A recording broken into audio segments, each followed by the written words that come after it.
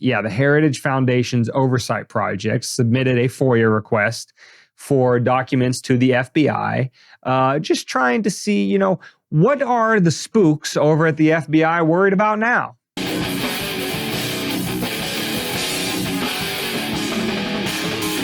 Dane, Epstein, did he kill himself or not? He did not, but also people that share catchy buzzwords on social media are not terrorists. Really? I know, it's shocking to learn, right? So the FBI had some recent document leaks. Actually, they weren't document leaks. I want to say a think tank. Yeah, the Heritage Foundation's oversight project submitted a FOIA request for documents to the FBI, just trying to see, what are the spooks over at the FBI worried about now? You might recall that we talked on some podcast episodes long ago about how, they are now lumping everything from libertarians all the way down to, people who are just marginally suspect of what government's up to. You know what, Dane? As domestic terrorists. It's just nice to know they're watching. I know. Thanks, guys. Listen, if you're going to watch, at least like and share our memes. No shit. Come on, guys. You rad bastards. So anyway, the Heritage Foundation says, hey, turn us over your documents. Let's see what you guys are focusing on in terms of targeting your domestic terrorists and stuff like that. And phrases, common internet phrases such as based or a red pill are now linked as far as the FBI is concerned, when they're scraping social media to find out if you deserve to be black bagged. Don't you say are now linked with extremism. Of course it is.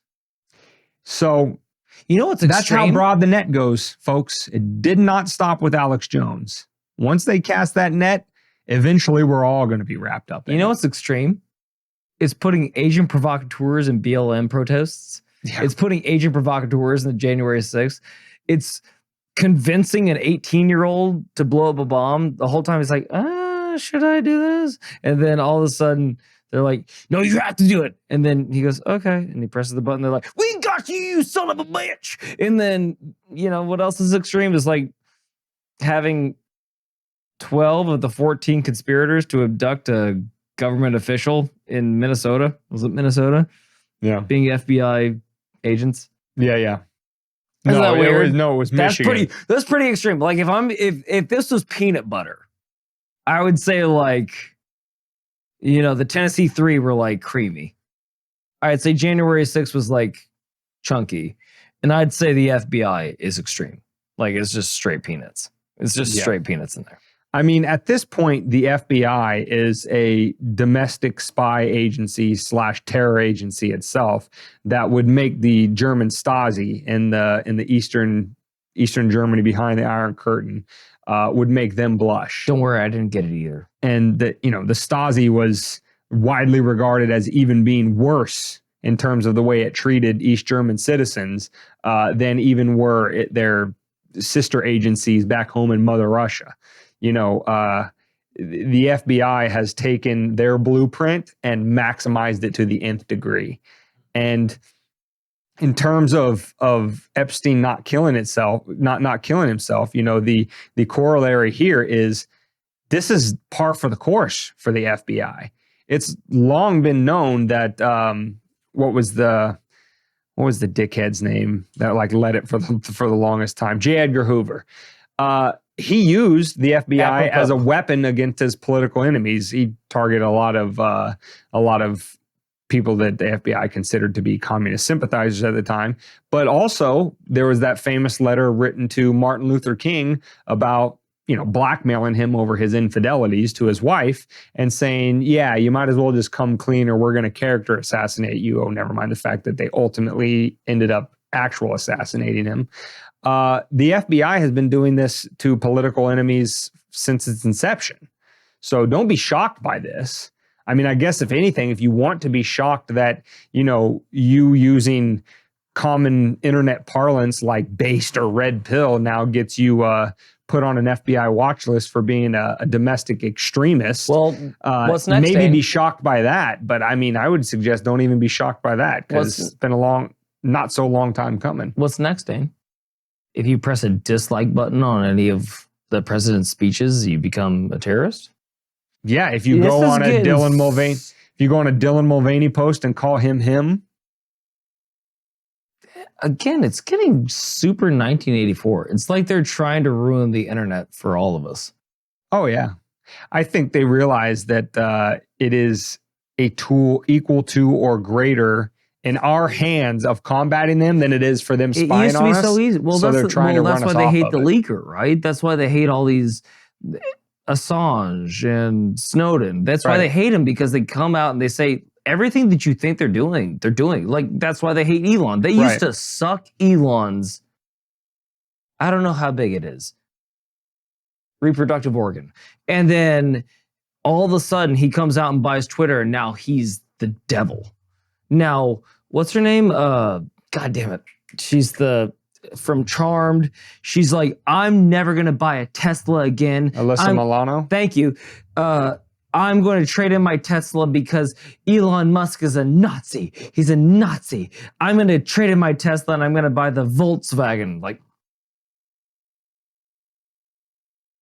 you mean stairs and tiny mustache? You mean the car literally named the car of the people in German that was made by the Nazi party? I don't want to look. I'm not here to make waves.